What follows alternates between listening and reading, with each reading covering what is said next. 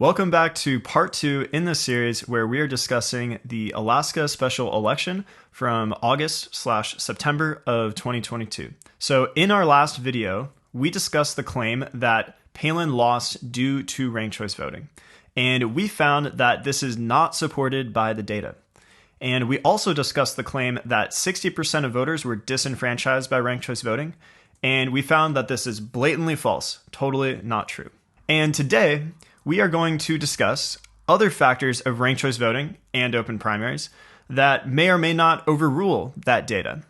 So for example, confused voters, voter turnout, prolonged criticism, butterfly effect, and the perfect storm.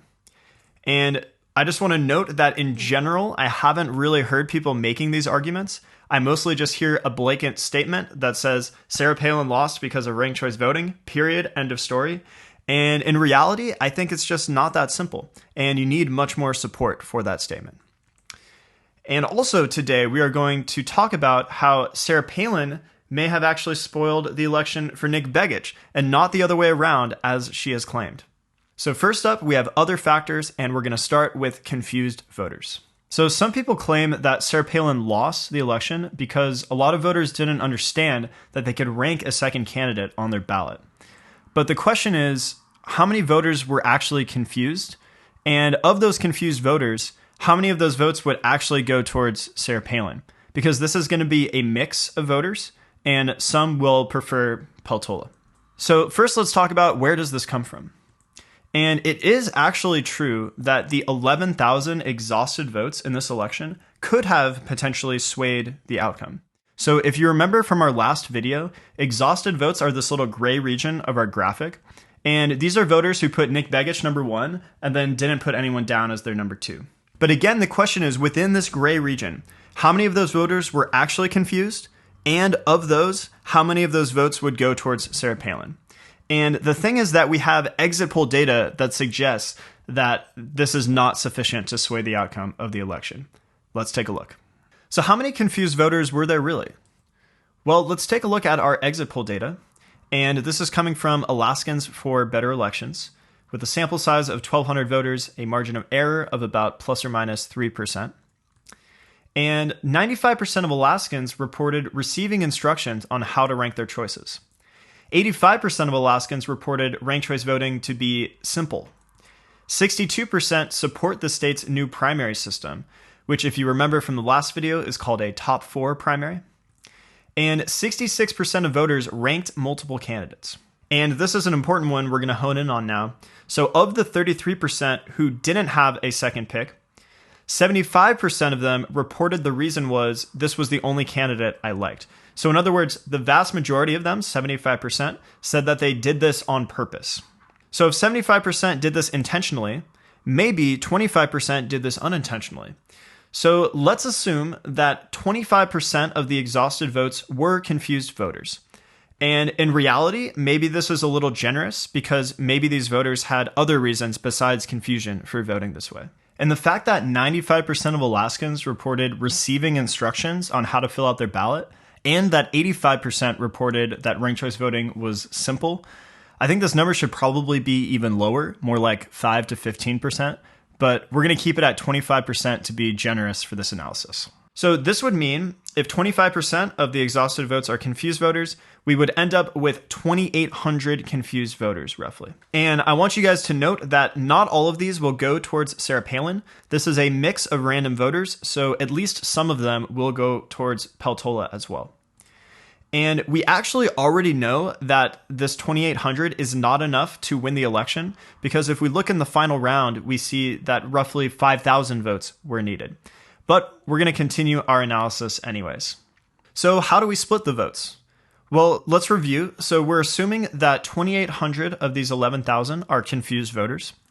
And not all of these will go towards Palin. Some will go towards Peltola because it's a mix of random voters. So the question is, how do we split them up? Well, in the second round, Sarah Palin received a 2-to-1 ratio of votes from Begich voters. And we're going to use that to extrapolate. So I'm getting those numbers from these regions here. So Sarah Palin got 27,000, Mary Peltola got 15,000. And you can calculate that by looking at how many votes those candidates got in round 1 versus round 2 and subtracting. Okay, so now let's do the math on this.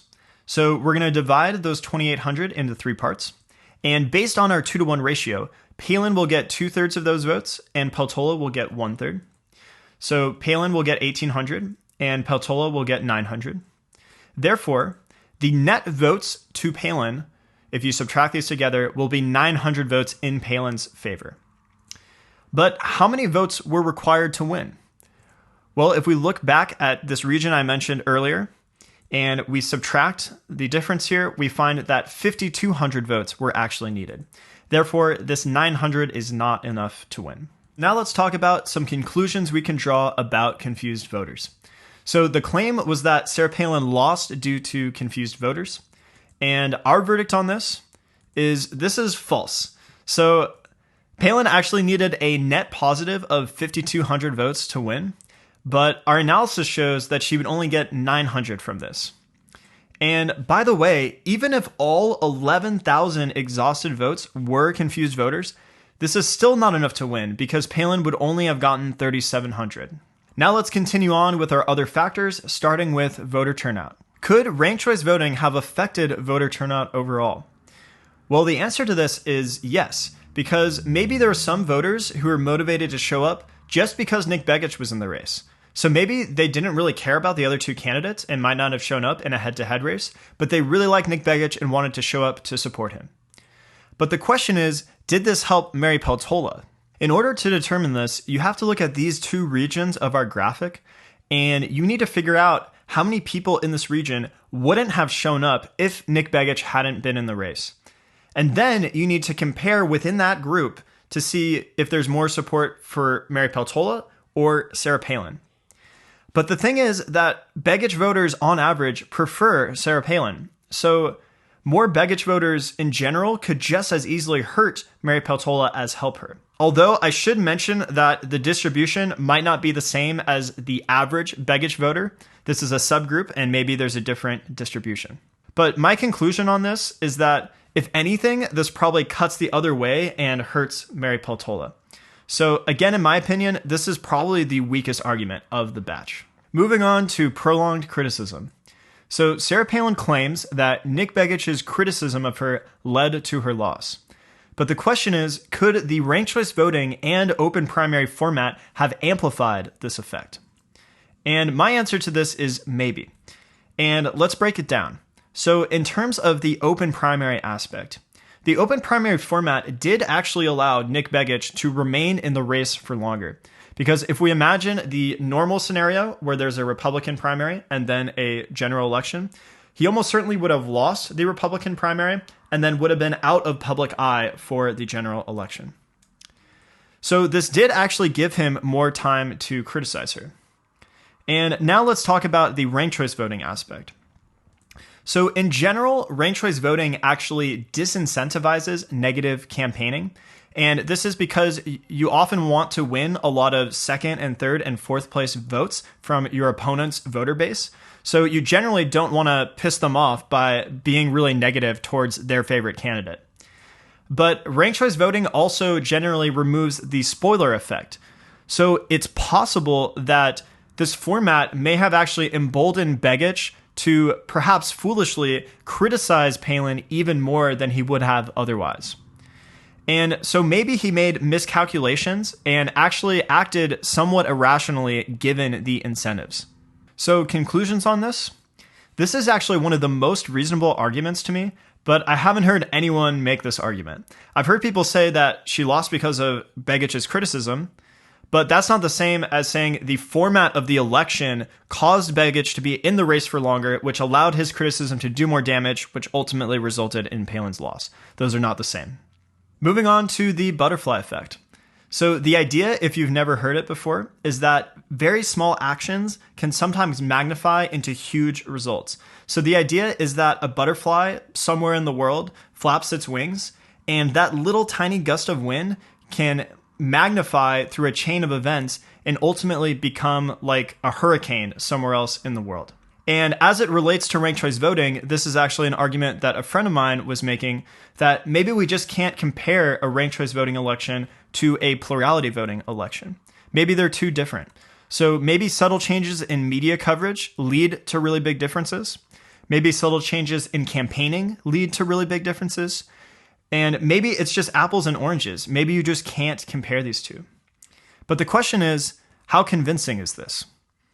And I guess we kind of have to decide for ourselves, because for me, this is unfalsifiable, meaning you can't really prove it one way or the other.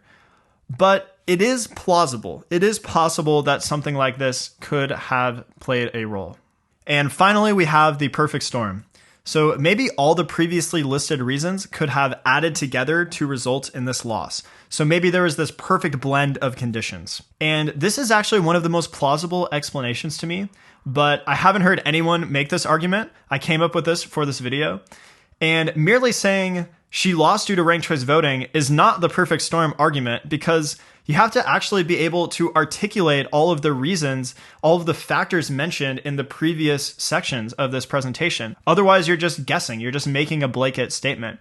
This is like in math class, if the teacher calls on someone and asks, what's the answer? And they say, it's 0. And the teacher's like, well, why is it 0? And the student is like, well, it's just 0. I don't know. And then the teacher asks another student and they're like, oh, it's 0 because of this reason, and this reason. And the teacher's like, yeah. And then the first student is like, well, that's what I meant. It's like, no, that's not what you meant. Like, you were just guessing. You need to actually be able to justify your statements. So let's move on to who spoiled who.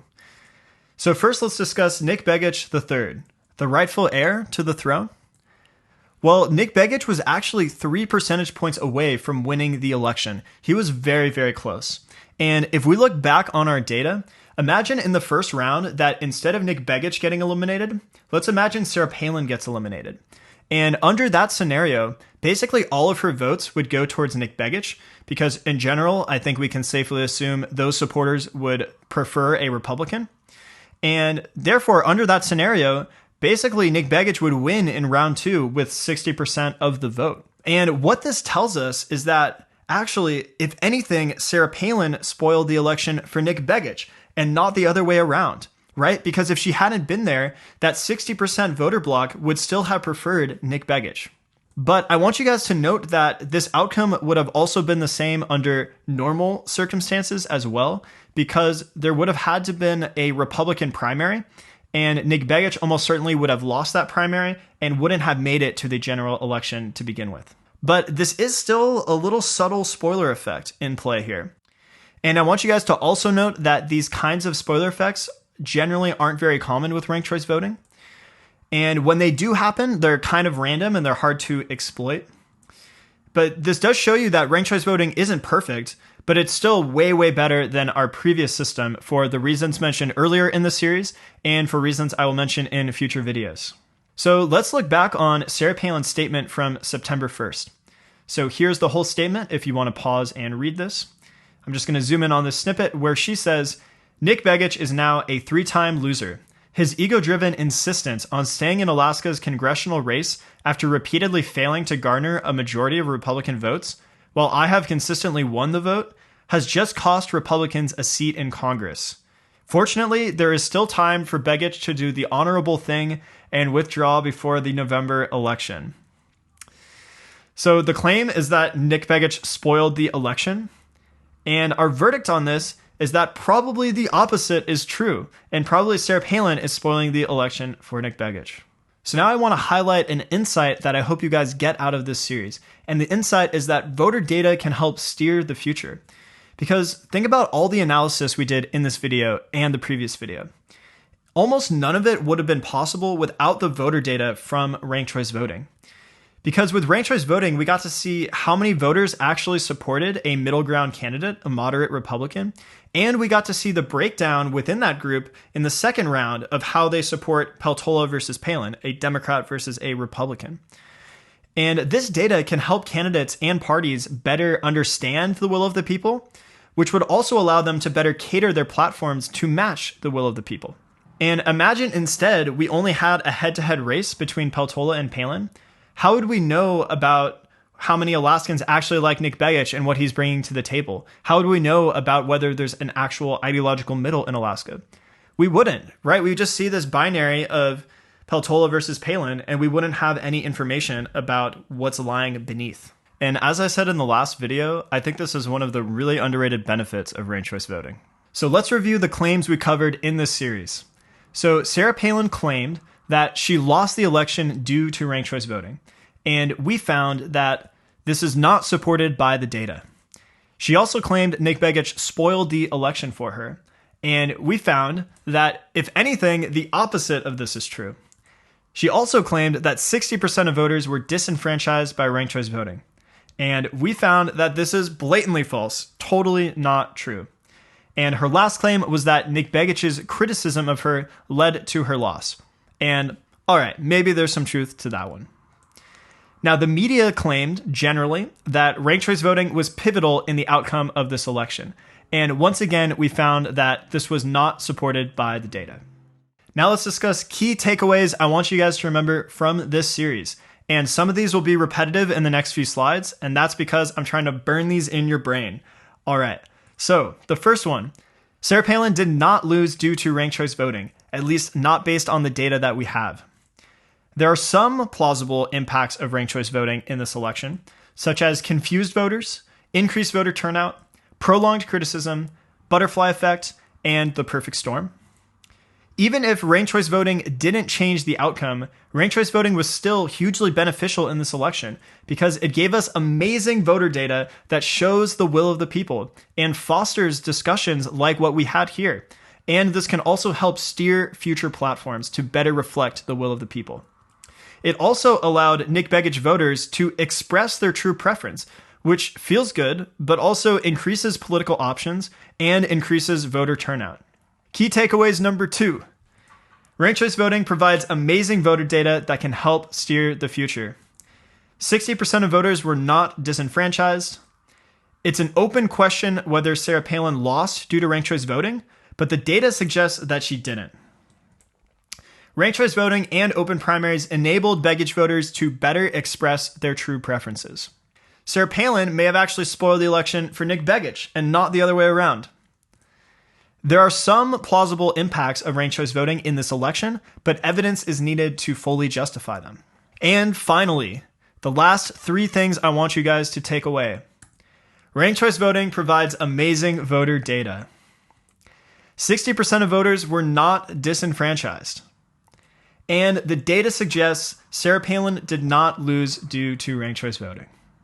Thank you so much for joining me in this series. Up next, I have my introduction series to the Forward Party, and we will discuss frequently asked questions, as well as ranked choice voting and open primaries in even more depth, and we're going to cover all the benefits of those.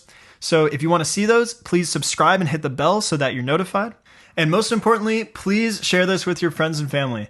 The reason I'm making these videos is because I really believe in the power of ranked choice voting and open primaries and the Forward Party to improve people's lives. That's why I'm doing it. So I hope you'll join me in this mission, and I will see you next time. Thanks a lot.